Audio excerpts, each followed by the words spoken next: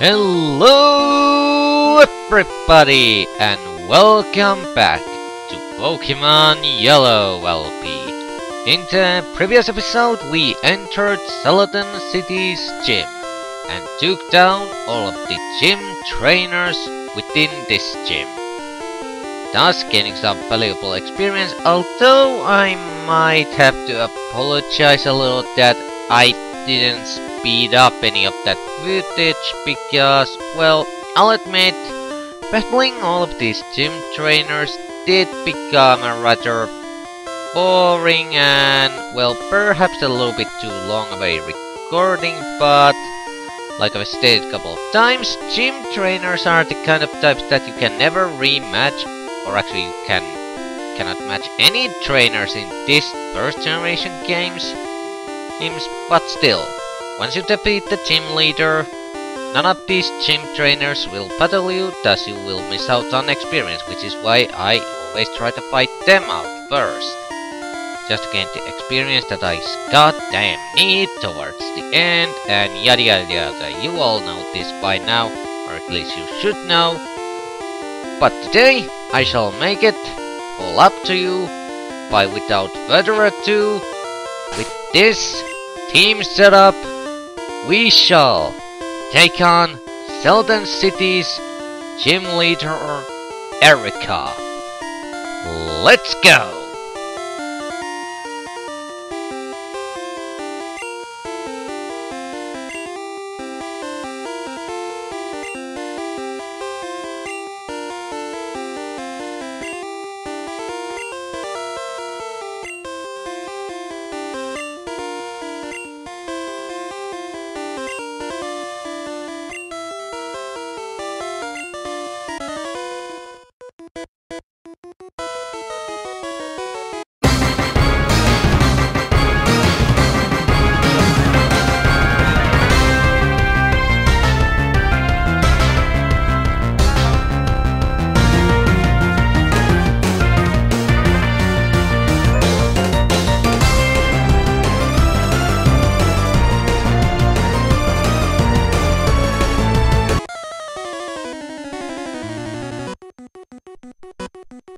Here we go! Starting out, battle with Erika, Celadon City gym leader, grass type user.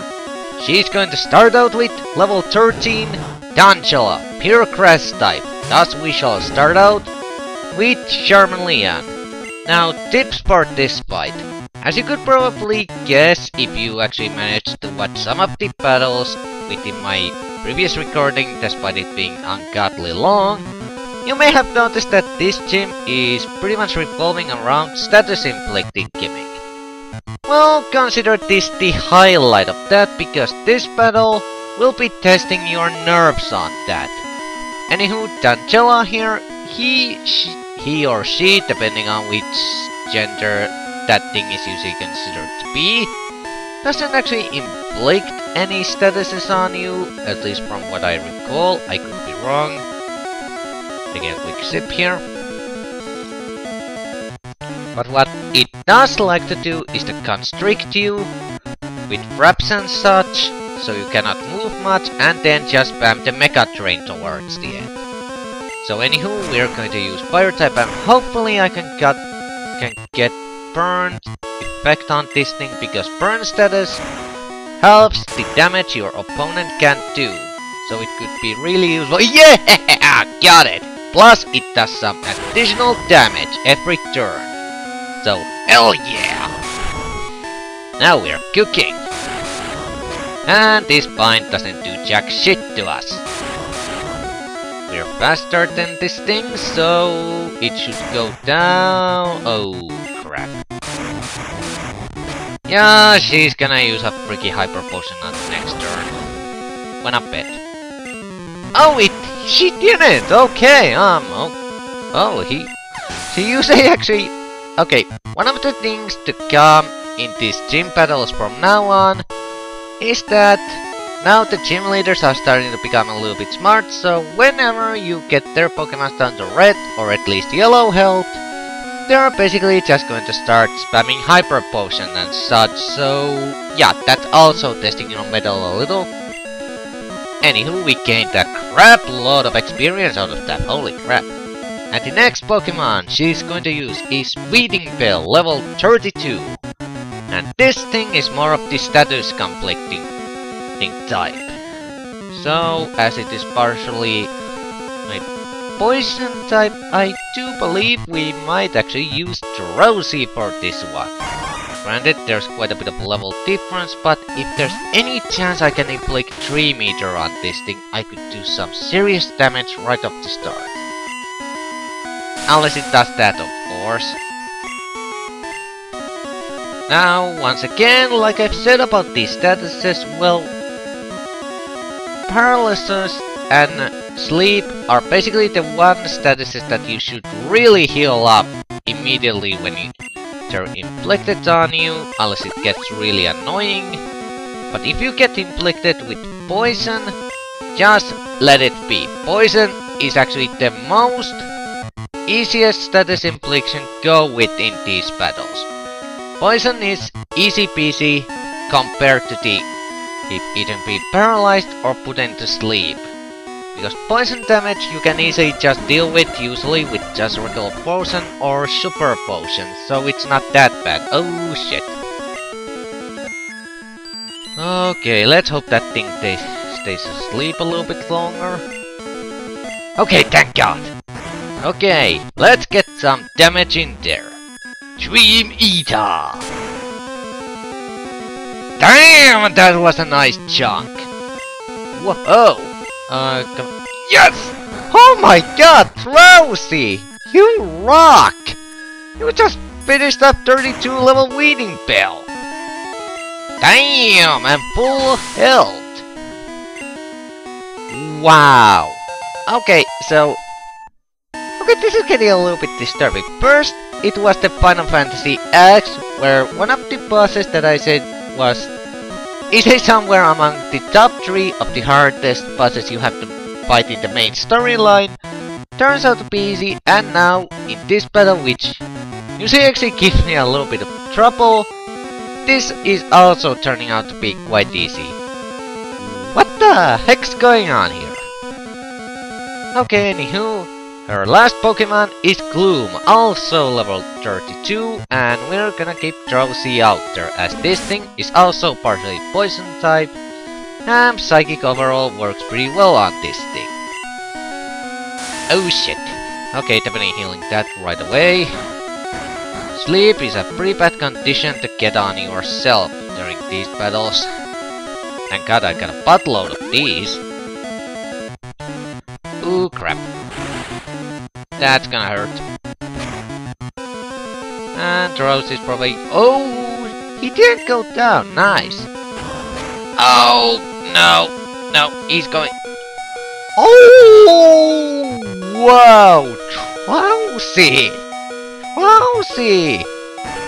Holy crap! You are awesome!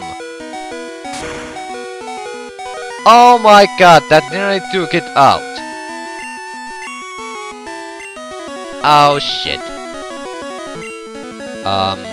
Okay, switcheroo, we're gonna bring out G-Breaker. Now, you may be thinking that this is a bad move, as G-Breaker is partially water type. However, luckily in this gym, his secondary type is taking more effect, meaning that, because he's partially flying type, the freaking grass attacks don't do much, although that pedal attack is troubling me a little bit. Anywho, double edge! Eat it, bitch! Yeah! And that was the fight with Erika, done under 10 minutes! Holy balls! At level 27, okay. We defeated Erika! Wow, that was easy.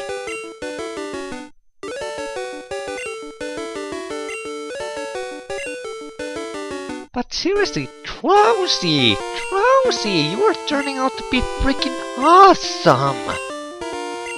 You know, I'm actually starting to seriously think that maybe I should actually take Drowsy as a permanent team member. He's actually turning out to be a freaking kick-ass with the 3 meter. But I don't think I will be doing that, at least until I have gotten the original setup of what I have thought to be my final team collected. After that, I'll see if I do some changes here and there. Anywho, we received the TM21, which I do believe is the ability that TANGELA would have used if it had the chance. Mega Trade. Yep, I was right. So basically, half the damage that it inflicts, which is going to be really heavy if you use it on Pokemon that has a weakness to Grass type, you're going to basically get half of that damage as health. So it's kinda like 3 meter, but a little bit weaker, but with a much bigger success percentage, if you wanna put it that way. But that pretty much wraps up the battle with Erika. I mean, my god! How the heck did I do that so well? I usually have trouble with that. That's so much whenever I do this, but it went so easily this time around. Wow. Anywho, as usual, I'm going to go heal real quick, and why the heck am I walking? I got a freaking bicycle! Gotta use that for God's sake! It's moving a hell of a lot more nicer. Also, I love this happy music. So happy.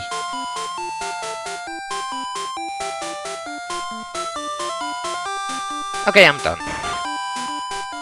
In here, heal, and well, I do believe that pretty much wraps up the things that we need to do here at Celadon City.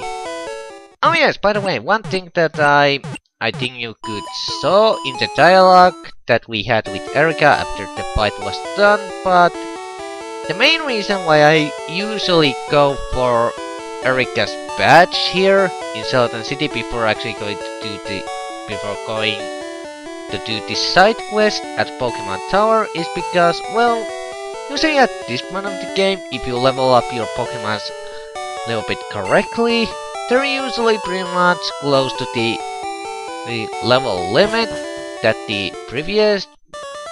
one of the patches, Cascade patch, that we got from Cerulean City basically gave us, meaning that since our Pokemons were pretty much...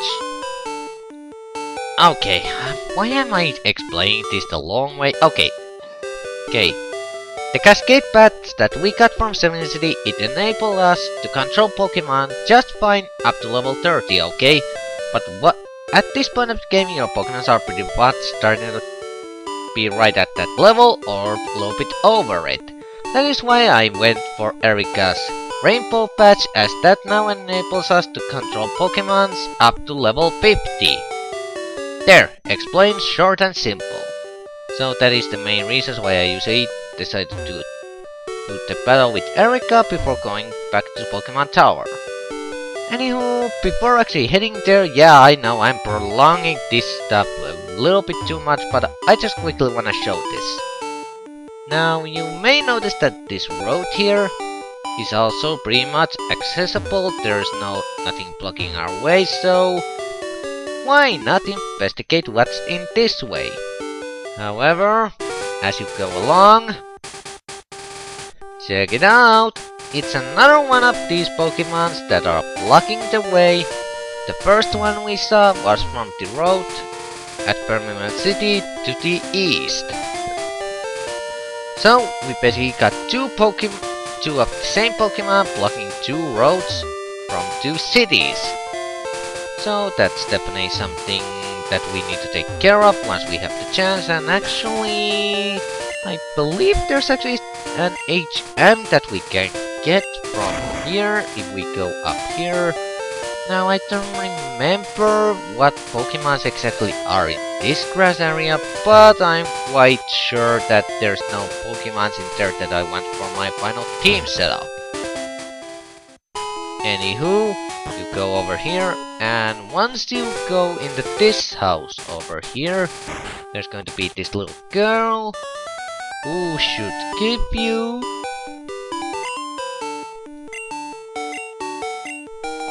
HMO2, which is fly. Which, as you can guess, when taught to a flying type Pokemon, can actually enable them to fly, thus allowing us pretty much to travel into any location where we have already visited. So really good traveling method. It cuts down world navigation time quite a bit. However, sadly, for whatever the goddamn reason, maybe due to the fact that Gyarados was planned to be a completely different type, despite it being eventually partially flying water type, it cannot learn fly. Yup, despite being a partially flying type, Gyarados cannot fly. That really sucks. Although, well, he's picking up as it is, so yeah, him having the fly ability would probably just blow our heads up with awesomeness. My god, I'm stumbling with my words again all of a sudden, Jesus Christ. Anywho, I'm going to head out all the way back to Lavender Town, so I'll see you guys back there.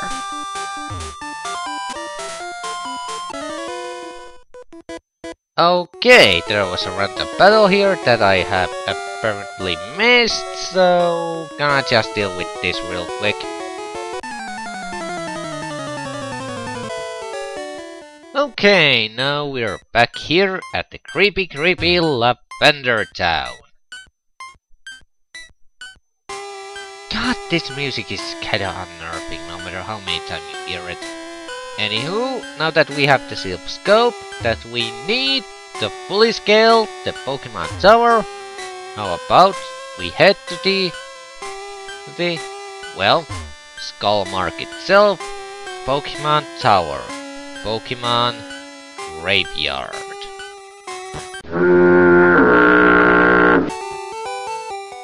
Okay, sorry about that, I actually made a little bit of a boo-boo here and there, but you really didn't miss out on anything. But sadly that my boo-boo caused this recording stretch a little bit too long, so yeah.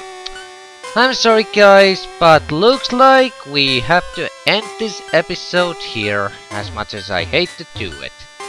God damn me and my carelessness. Uncarefulness, I meant. God damn it, I cannot. Okay, I'm stumbling with my words too much now. Anywho, I think we might as well call the episode up here. We defeated Gym Leader Erika, gained a new badge, and so we are pretty much set to check out in the next episode of Pokemon Yellow, the Pokemon Tower of Lavender Town, the Pokemon Graveyard. So, until that time, Dr. John, thank you guys for watching. I hope you enjoyed. And just signing out and saying bye-bye everyone. See you later.